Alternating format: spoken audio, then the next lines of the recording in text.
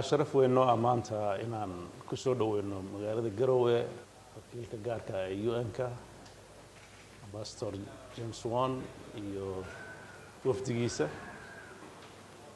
رنتي وحها سفر شقة ولو ما المتكون جوجي وحان نقوم هذا علنا سفر كنوعية أنا كلا تمر بدن صانع نقضة وحان رنتي مهمة ديسو وهيد sidii hay'adaha UN-ka halka shaqeeya ee gargaarka iyo horumarinta Soomaaliya ka shaqeeya qaybtooda Puntland joogta oo u dardargelin lahaa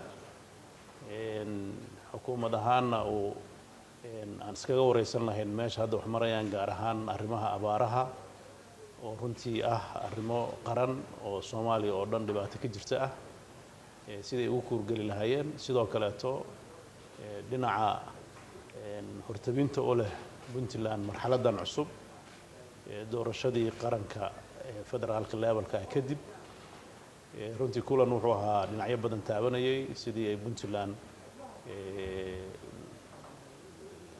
gargaarka ay ka hesho UN-ka internationalka loo sii kordhin lahaa dhinacyada ku soo kordhay abaaraha iyo horumarka sidoo kale tana arrimaha doorashooyinka dowladaha hoose ee ku soo fool Puntland looga caawin lahaa dabcan wasiirro kala duwan iyo hay'ado kala duwan ayuu ilaa shalay iyo maanta la kulmaya waana kulan shaqo oo aan rajeynayno in uu miro dhal noqdo waxaan rajeynayaa in uu kulankan kadib wixii ka soo baxay ay noqdaan waxyaabaha Puntland hor socodkeeda wax ka bedeli doono annagana waxaan la wadaagday dhammaan warbixinaha dalka dhinaca amniga dhinaca dhaqaalaha iyo dhinaca horumarka ka jira iyo culeysyada soo fool leh ee runtii Puntland ku soo wajahan oo abaaruhu iyo sicir bararku ay saldhig u yihiin waxaan ka rajaynaynaa wixii aan ka wada hadalnay waxqabadkooda ayaan rajaynaynaa aad baan u soo dhaweynaa mar labaad waa mahadsan. Good morning, Mr. President, honorable members of the cabinet and members of the press.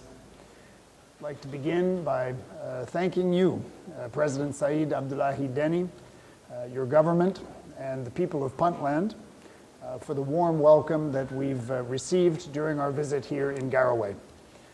It is a pleasure to be back in Garowe on one of my regular visits to the federal member states. And I'm also honored to be joined today by the head of UN FPA, Mr. Adeniyi Ojolape, and also the head of our Garowe field office, Mr. Guy Griffin. In our meeting today with President Deni and members of his cabinet, we discussed a range of local and national issues of importance. President Deni and I exchanged ideas on how best to advance Somalia's state-building processes now that a new federal government is in place.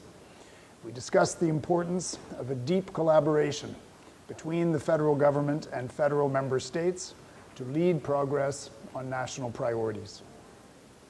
President Deni reiterated his firm commitment to Puntland's process of democratization following the completion of the first phase of local elections last year in El, Ufein, and Gardo. He briefed me on the Transitional Puntland Electoral Commission's initial plans to roll out the process to other districts.